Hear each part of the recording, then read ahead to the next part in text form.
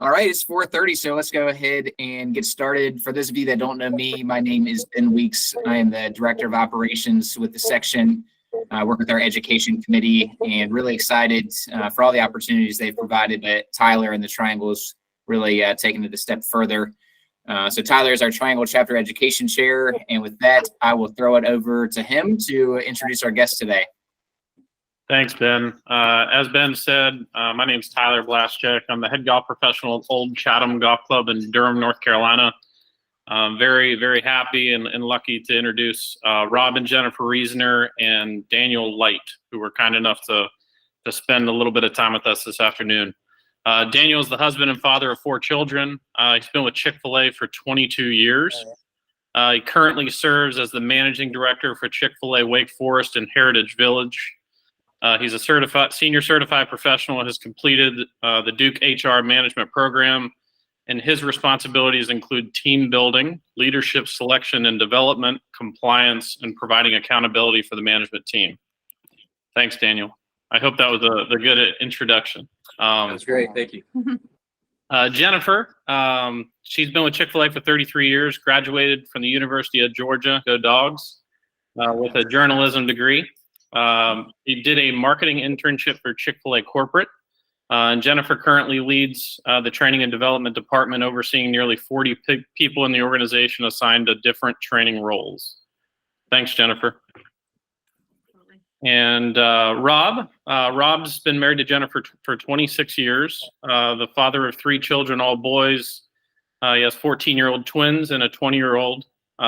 He's been with Chick-fil-A for 28 years, 24 of those have been spent in the form of a franchisee. Rob is the franchisee of 2 Chick-fil-A locations in Wake Forest, which have combined annual sales of over $21 million with over 325 employees. Rob also graduated from the University of Georgia with a business management degree and has attended the High Potential Leadership Program at Harvard University. Thanks to all 3 of you for being here, and I'm going to give the floor to you. Yeah, thank you. I appreciate it. And also, I'm lucky enough to be a member at Old Chatham. So you guys do a wonderful job. I appreciate it. It's a pleasure being out there. Of course, Rob. Rob, I did want to point out he finished in our top 10 in our club championship this weekend. So, right. At least I didn't get 10 out of 9 players. I almost got 10 out of 9. So, yeah. It was fun. Thank you. So Jennifer's gonna kind of like walk us through some of the questions that we have, and if anybody has questions as well, you can throw them up in the chat. We have the in-call messages up on our screen, and if we can defer to those and through this whole process. So, all right, let's get started. So first, we're going to talk about the way we recruit and hire and train at Chick-fil-A, and then we'll roll into some thoughts about culture and how to keep that strong. So Daniel, let's talk about what our recruiting process is at Chick-fil-A. Yeah, so recruiting's a big thing, especially now when we talk about just the economic environment and how it's a struggle for a lot of employers to find good people. I go back to my early days of Chick-fil-A and how much it meant to me to start at Chick-fil-A, and it wasn't because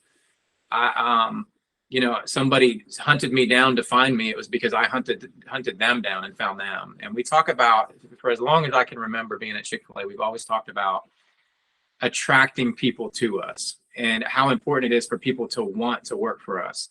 One of my favorite things to hear when I interview somebody or when I hear about an interview is a 16-year-old say, we ask them, why do you want to work here? Why do you want to work for us? And they say, I've been wanting to work for you since I was 10 years old. And here is why. And you get a story about how, at my birthday party, or it was my birthday and a Chick-fil-A employee brought us an ice cream cone, just for my birthday, or brought us a little cow or something. And there's an experience with our level of hospitality that resonates with those kids, that when they turn 16 or 15 or whatever it is, they want to come work at Chick-fil-A. They've been thinking about it for a long time. Adults are the same way. In my experience, we employ a lot of folks who are in college. We employ a lot of folks who may be retired and just need a part-time job. the same thing. I've been coming to your restaurant. I've been getting a great level of service, and I just want to be a part of it. I want to be a part of that environment. And to me, that's the most important way to recruit. Here's what we're not doing. What we're not doing is we're not going to other businesses. We're not going out to other restaurants and saying, I want you to come work for us. Like, that just doesn't happen. It's not a good thing to do to your neighbors, and it's not a good thing to find the best people to work for you. We, of course, yes. Do we have an Indeed account? Do we pay an ATS to have advertising out for our jobs? Of course we do. In this digital world, like, you're going to lose opportunities if you don't do that. And so we have an Indeed account. Our metrics on Indeed and those kind of places, about 15% of the people that we get applications from Indeed actually get to interview with us. Out of that 15%, less than half of them work for us. So in all the money that we spend recruiting digitally, most of those people are not going to work for us. The way that we get our employees is through attraction and also through the recruitment of other people who work for us. If I have a good employee, I'm going to that employee and I'm going, hey, where are your friends at? Because most likely they're going to have people that, are in clubs with them, go to church with them, or in some kind of social environment with them that they go to school together, that they want to come and bring their friends on. And so I was going to say, I find that people talk. They like to talk a lot. And, I have people that'll come to me and say, hey, I heard that it's so great to work at your business. I've got a friend, or I've got a kid, or I've got somebody that I know would be a great fit for you. And I've just heard how awesome it is. And so some of this attraction piece is understanding what kind of boss you are, what kind of employer you are, and what you offer your team. It's not just pay, right? Like, if you're winning talent through pay, you're going to lose talent through pay. Right. And so understanding that it's more than just a paycheck, right? And what kind of environment and team are they being a part of? And so a lot of times the best way for us to recruit is to be an excellent boss. And then word gets out about how awesome it is to work for us. That's kind of the way I think about also what you're talking about, Dan. Yeah. All right, let's move forward and talk about the onboarding process. Once we do hire someone, what happens then? We're doing So Qualities. qualities. You want to talk about qualities that we look for? So qualities Qualities. of folks that we look for, I think, is equally important. And again, my personal feeling is if people are attracted to us, then the right people are going to be attracted to us. The right people are going to be sitting in front of us. But it's still important at some point, at some level, to be able to, you have to understand what your values are, what you're actually trying to hire for, right? There's a level of, there are soft skills that people have that you can't teach them to have. Now, there are a lot of things I can teach somebody to have. And if you come to our restaurants as somebody that's never worked a job in your life, I personally find that to be the best kind of employee, because I am going to teach you all the things you need to know to work and be successful at Chick-fil-A. But there are certain things I can't teach you. And a lot of those things boil down to what our values are. Like, what are the values we find important? And then what are the soft skills that you have, that you possess? Because you're not going to teach someone to be nice to somebody. You're not going to teach somebody to have a servant's heart, right? Or be a team player, right? Personal excellence, things that people either possess or they don't. And so as you interview these people, it should become obvious what those talents that they have are. For us, we're blessed in some ways because we have such a large organization and we have the ability to kind of place people where their strengths are. But you can't overcome, a strength can't necessarily overcome somebody who's just not willing to serve or work on a team. And so for us, like, we have a production environment and we have a hospitality environment. I'm sure much of you guys have similar kind of roles where you have different folks that work for you and do different jobs. It's important to place those people on the right seat on the bus. And I think for us, we have such a large organization now, we're able to do some of that. But it doesn't matter if you're working production, if you don't want to work on a team, like that's not going to be good. And so for us, like selecting through our values and hunting for those values as we talk to people is critical to get the right people in the right place. How would I ask a question if I'm doing an interview and I want to make sure that they're a team player and that they enjoy being a part of a team and not a rogue, want to do their own thing? What kind of questions would I ask? Yeah. So, for young people, if you got young people working for you, Even college graduates. College graduates, tell me, for a college graduate, it would be like, tell me about a project you worked on with, at college, and how did it go, and what was your role, and what was the rest of the team's role? Getting specific and asking questions that a 22-year-old adult should be able to answer, and give you examples of. And see, that's the thing for me when I interview these folks, I want specific examples. I don't just want to say, okay, are you a team player? Because the answer is going to be like, oh yes, of course I am. But for a young person, it might be, hey, tell me about any activities you do, sports that you might be a part of. In the conversation, they might say, well, hey, I play football. And then I'm going to say, well, what position do you play? And what do you find is helping you be successful in playing football? Or what are some things that you can tell me about your teammates in football that help you become a better person? Or what's something your coach has told you that man, you just surprised you when he said it, but it meant so much to you after the fact because it made you better. Like questions like that, as you hone in on people, will help you identify some of those talents if you're concerned about them. I think sometimes it's very obvious. And I think more often than not, it's obvious when somebody's sitting in front of you, whether they're a team player or not, or whether they have specific values or not, because they should come out in a conversation. Just like we have peers that we work with, you guys all have peers in this group, I'm sure is all a group of peers. When you talk to each other, you're going to pick up on certain things that are important to those people and certain values that are important. It should be the same way in an interview, essentially. And if you spend a lot of time grilling somebody, you may not get the best answer from them. I prefer to talk to people and get to know them and almost build a 15-minute relationship with them to a point where I can determine, at least at some level, the soft skills that they may have that are going to help us be more successful, or the team, being a team player, or having a good attitude, those kinds of things that we're looking for. A resource around this topic, first book I read that kind of challenged my thinking around selection is Marcus Buckingham, First Break All the Rules.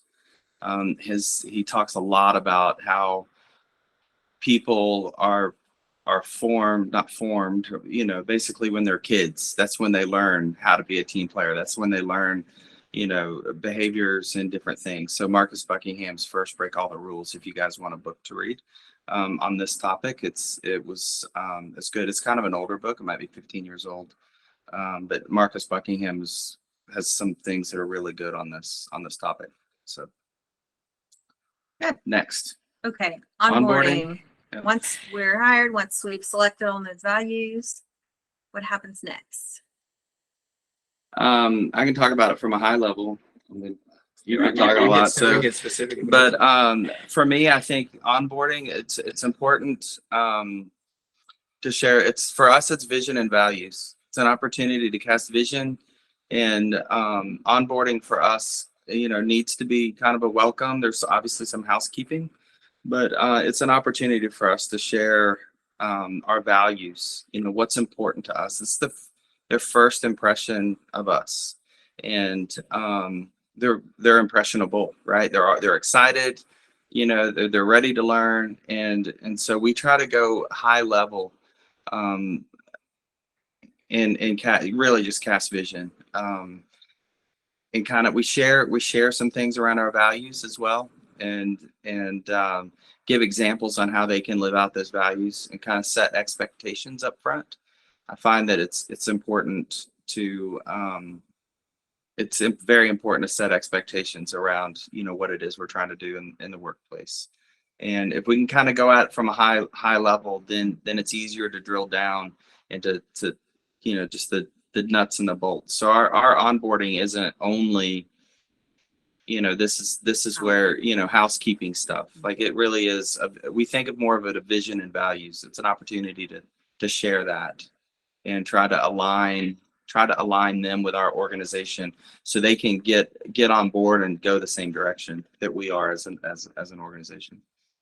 Yeah, and statistically speaking, your employees are going to formulate an opinion of you in their first 2 to 3 days of work, more often than not. I think that the number may be up in the 70 to 80% of people will decide whether you're a good place to work for just based on their orientation process. Red flags, and I know everybody here is super busy, and I know all of us have things going on. Red flags to employees is when like there are a lot of delays in orientation. There's just disorganization. Man, they just wouldn't get back to me. I would send an email, I wouldn't get a response, or the calendar dates keep changing.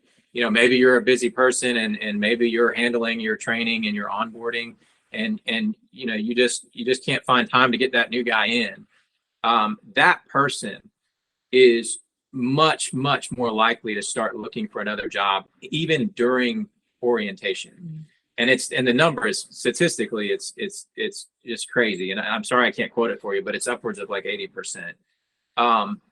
For us, having that process buttoned up and just really consistent, really accurate. We don't make exceptions. We don't have delays. We don't, if somebody can't teach a class, somebody else is stepping in to teach a class. And we have the staff to do that. But we found over the years that like, even when we were a smaller volume, like getting that consistency right gave a better experience to our employees. And then when we talk about vision and values, now people accept it as this is a functioning team teaching me what they really believe, instead of this is a dysfunctional team teaching me what they want me to think, because that's just way different. And if you're doing that, it comes across as disingenuous. And when your employees think you're disingenuous, they're just much less likely to be engaged. And so the engagement doesn't start when they meet you. It starts like if you guys aren't the ones doing, and I think a lot of you are the ones doing the onboarding or doing that kind of stuff, but the engagement starts at the first communication. And for us, that's even before you start. That's when we start the interview process. I want to be quick to get in touch with you. I want to be quick to get back in touch with you. I want to be quick to tell you what's going on. I'm going to over communicate to you. And then when I schedule an appointment with you, I'm going to be there. And it doesn't matter whether it's with me or with a trainer or with anybody else in our organization. We have an obligation to make that process as smooth as possible. And I think if for us, that's what's critical when we start onboarding. After that, it's all about, is the training we're giving people resonating with them? Are they coming out of training able to do the job? And more often than not, people are going to figure it out. The job part is usually the easier part for us.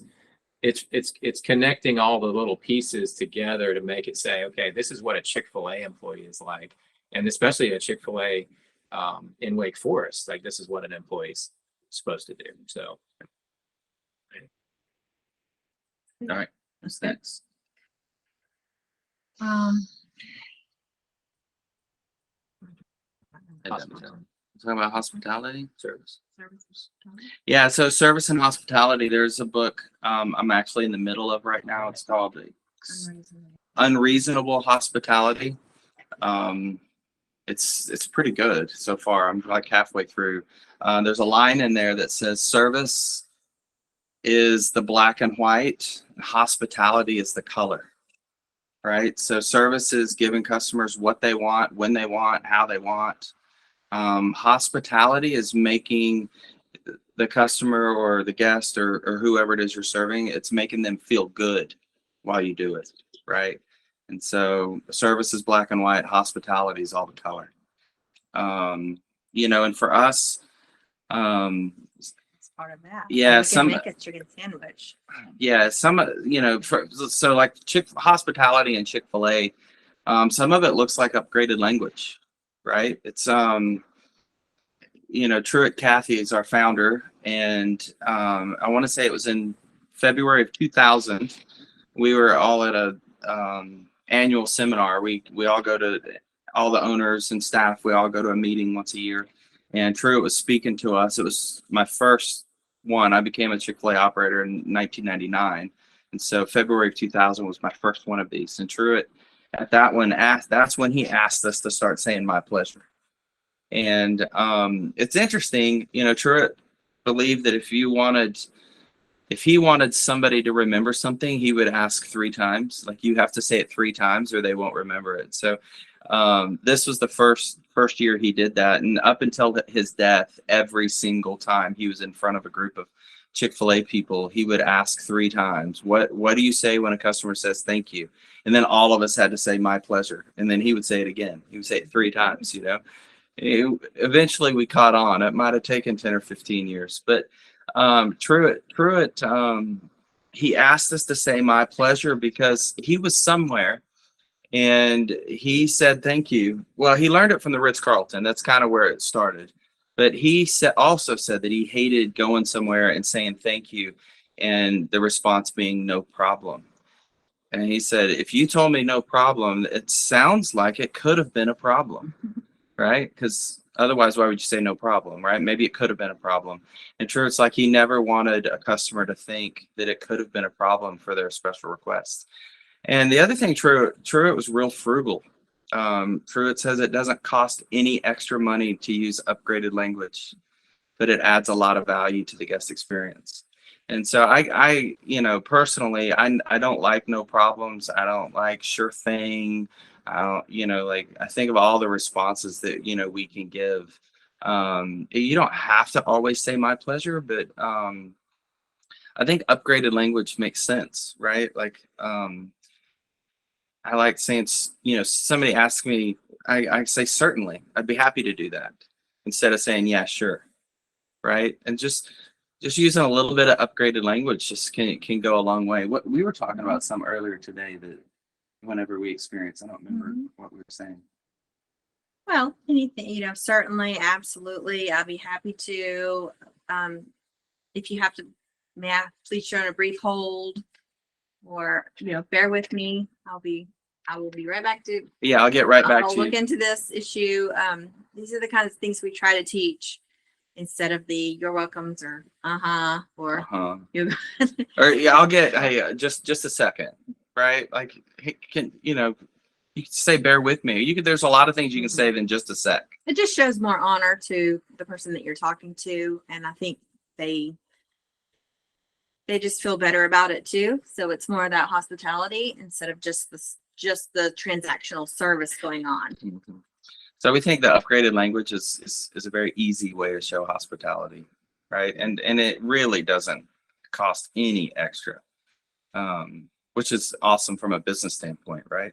Adds value and it's free. But so that's kind of the story behind the My Pleasure. And it's interesting that, you know, the Ritz-Carlton started it, but I think Chick-fil-A is known for it. So we kind of like took it hostage, but you know, that's okay. But it's interesting. Now I go to the Ritz-Carlton, and if I don't get a My Pleasure, I'm like, they're so mean, you know, but it's not. It's just it's interesting. You know, I play golf at a lot of places across the country, and it is interesting. You know, I think hospitality starts, the experience begins when they drive on your property, right? I mean, it literally, like for me, it begins when you drive on my property. Like, all the way to, is my flag tattered, or is my flag that's flying on that flagpole perfect, right? Or what little pieces of trash in the drive-through, what's the landscaping look like? Like, it's a total experience that as soon as they step foot on my property, you know, even like at my restaurants, we have air fresheners in the foyer when you walk in, right? Because I'm trying to manage even the smell, right? What do you smell when you walk into my restaurant? And I want you to smell something fresh, something that smells clean. And then we think about warm welcomes and fond farewells. And so how do we manage the guest experience from the time they step on the property to the time that they step off? So at a golf course, for me, like, even when I pull up, what is my greeting look like or feel like from the outside outside staff, or is somebody even there to welcome me, right? Like sometimes I get that, and sometimes I come off a course if I'm playing out of state somewhere, and how they I actually left a golf club that when I finished my round, it was just the whole interaction and it just never felt right. It's kind of like, at some clubs, somebody standing there asked me how my round was. They're ready to clean my clubs. They'll take my bag. I can pull my car up, and this place would, hop on my cart, drive me to the parking lot, wipe my clubs down with a wet towel and throw them in my trunk, and it just the whole interaction felt like an afterthought. And as opposed to a system that felt like it was on purpose, right, and intentional, and trying to give a fond farewell, because that's your last chance to make a great experience. And so I know some Chick-fil-A's, they'll say, "Hey, we'll see you tomorrow," or they train their team to give a standard fond farewell. And I think understanding, and even in my restaurant, I personally don't love my trash cans right next to my exit doors, because in my mind, the last thing a guest is seeing is a trash can. And so I keep trying to rack my brain as to what can I do with my trash can that it's not next to an exit, or even better, how can my staff clear all the tables so a customer doesn't even have to go to the trash can, right? And so I even want to manage, what's the tail end of that experience. And so all of that to me is hospitality, right? Like, you come in, you want it fast, you want it fresh, great tasting, you want them to be nice, you want it clean, right? That's the ABCs, right? And by the way, I also think that's how you let customers know you care, right? What are the basic standards of operation for me, like in my restaurant? If I miss on those basic standards, it almost appears like I don't care about what we're doing. And so for me, the best way to show a customer that we care is to nail all those basics. And then when we can sprinkle the hospitality on top of it, we can create emotional connections. Some of that to me is obeying your warm-hearted impulse. So I'll train my 16-year-olds to say, they might go, "Oh, I wonder if that lady needs help to her table with her food." Well, yes. Like, don't even ask, just take it, right? "Oh, I wonder if that gentleman, needs help to his car with his large order." Well, yes. Just don't even wonder, just do it. Does that customer need, "Oh, they don't have any ketchup on their table with their French fries. I've noticed that." Get them ketchup, and if they choose not to use it, that's fine. Obey that warm-hearted impulse, anticipate unspoken requests, right? And in order to anticipate an unspoken request, you have to be engaged. So somewhere in your training, you have to train your team to be engaged in that guest's experience. Put yourself in their shoes. What is it that you would want if you were them?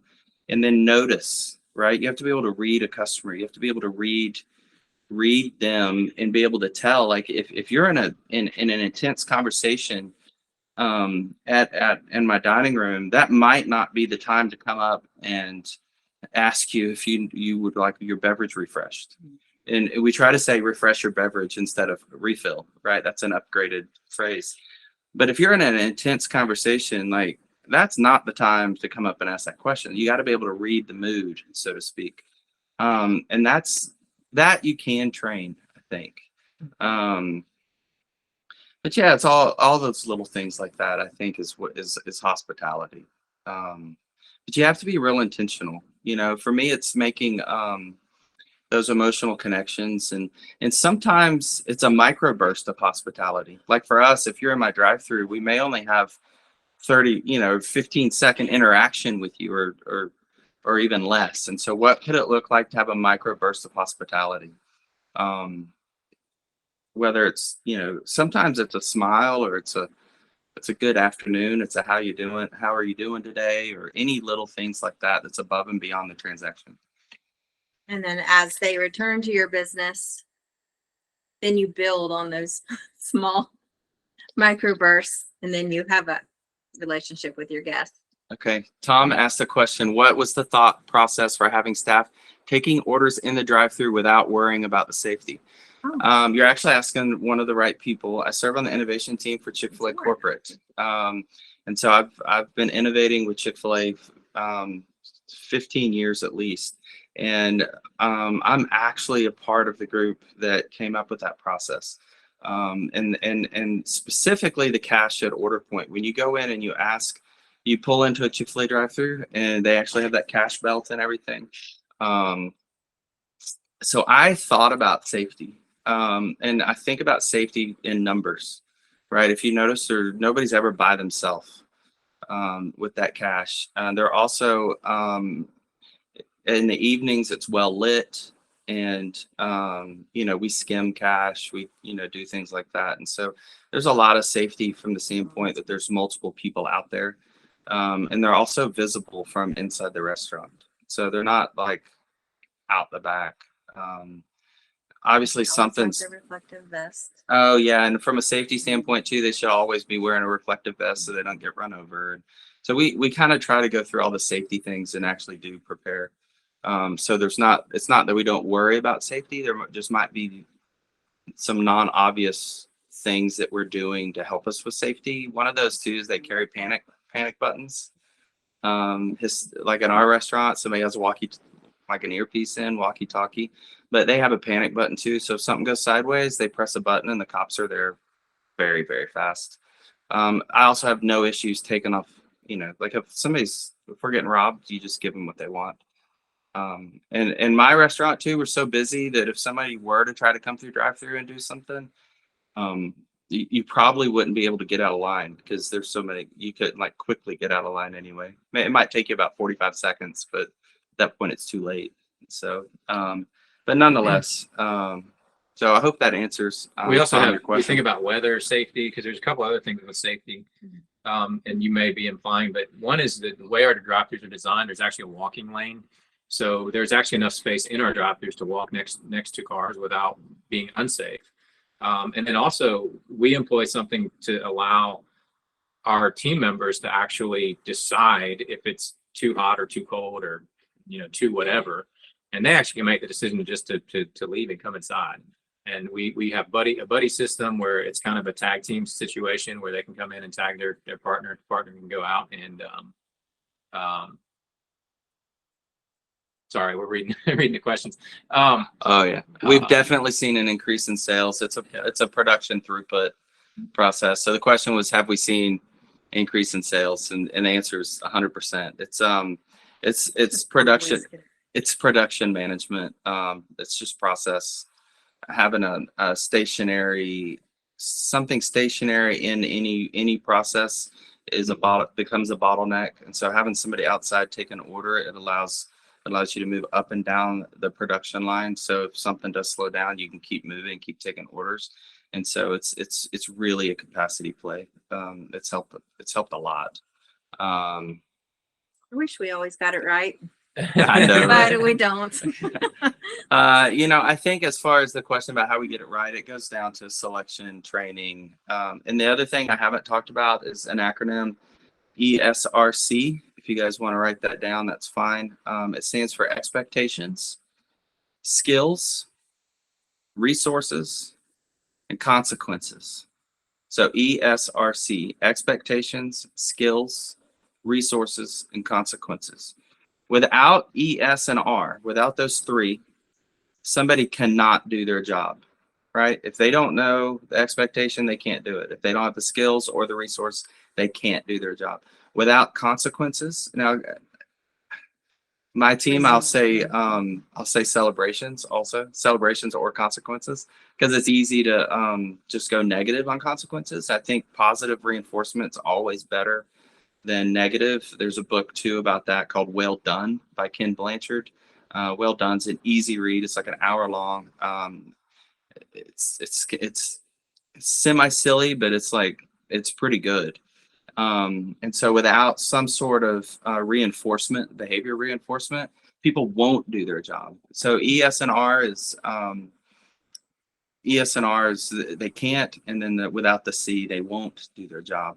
And then it's up to the leader. And so if you have people that aren't doing the proper job, as painful as this sounds, look at yourself, right? Where in that E, S, R, or C could you do better? And then if you've exhausted all those things, and then they're still not doing their job, then it's okay to have a necessary ending as well, which is a consequence at the end of the day. So I think that's important. I'd like to talk a little bit about culture as well. I think, you can hire great people, you can onboard, you can train, you can do all of that stuff, spend all that money doing everything right. If you don't have a culture that supports what it is you're trying to do, it's going to fail. And so I think about culture a couple different ways. It's the sum of your behaviors. It's the sum of the behaviors of the organization. That's your culture. The other way I like to think about it is what are their behaviors when there is lack of written policy, right? Like if you don't have something written or you don't have something trained and a situation comes up, what is that? What is the behavior that my employees are gonna do, right? What will they do? That's my true culture. And so I think culture trumps strategy. You can talk about things all day. You can have a strategy. If you don't have behaviors that support that, if you don't be intentional about those behaviors, you're not going to achieve what you want. It's just not going to happen because culture trumps strategy, or culture eats strategy for breakfast. And another way I like to think about culture is your lowest allowable behavior is your newest acceptable standard. And so if my standard is for my kids not to jump on the couch, and I come in and they're jumping on the couch and I say nothing about it, guess what? It's now okay, right? Because I allowed that behavior. And that can be said about anything in the whole organization. Like if it's allowed, then and I do nothing about it, then that's my new standard. If somebody shows up late for work and there's no consequence, it's now okay to show up late for work.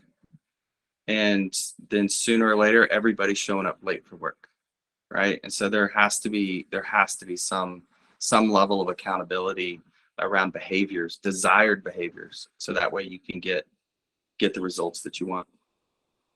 One thing I want to add to that, and there was recently in social media, there's a lot of like memes and stuff going around about how, Chick-fil-A must have a boot camp somewhere where they send their people to. And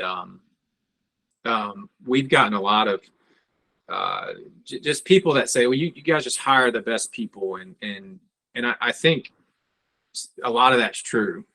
But people ask this question that Anne Marie asked, and it's how do you get it right? But what I found is that the level of accountability has to be high. If you're out there and you come to Chick-fil-A and you believe all of us want to tell you it's my pleasure and we want to smile and just give you the best service every day, you are way mistaken. That is not the way we operate. There are people that have bad days. There are folks that come to work and they're just like, man, I don't want to do this today. But they will put it on and they will make it happen because that is the expectation. And if we're leading them, that's what the result we're going to get if we're leading them properly. And so one of the things Rob's talking about my pleasure, and one of the things I like to say as I've gotten older is I actually started working at Chick-fil-A before we had to say my pleasure, before my pleasure was even a thing. And so yeah, all of us are in the same boat there. But our customers don't even realize that there was ever a time where that was like that. They don't remember that time. And so for us, like the time that you choose to start being hospitable, or to start being more hospitable, or to start giving better service, at that point in time, you can make a difference in the customer's perception of your business. And for us, it's only been 23 years ago that we had to start doing that. And so it's made a big difference, and we built a reputation on it. But it wasn't something that we've always done. And so the level of accountability we have to give on to our team is pretty high to get those results. And I don't want anybody to think that we just hire great people and they just show up and do the right things, because that's just not the way life works. And go ahead. It's also important. I don't want you to think that we don't care about our people. If they do have a bad day, it's not that we say too bad for you, put on and go serve anyway. You know, we will show care. And if they can't do it that day, then we'll figure something else out. But as we show care, talk to them about things. And then most of us are just resolving to go out and do for you guys what we signed up to do. So, and I think when it comes to my final thought, and then we can just, you know, we'll be done. If you guys have any other questions, that's fine. But one of my leaders challenged me on this, or not challenged me. He kind of said it succinctly, maybe 5 or 6 years ago, and I loved it. I've got a lot of leaders that if somebody's not doing what they're supposed to do, you know, I always hear the excuse, well, I don't want to tell them because I don't want to make them feel bad, right? Like, it's natural that you don't want to give negative feedback to somebody because you don't want them to feel bad, right? I had a leader say, you know, Rob, who do we really care about? Who is it that we really care about? If somebody's not performing and we don't want to give them the feedback, who is it that we care about? Feeling bad. He's like, I would say that we care more about ourselves feeling bad, because we obviously don't care that they're doing a good job.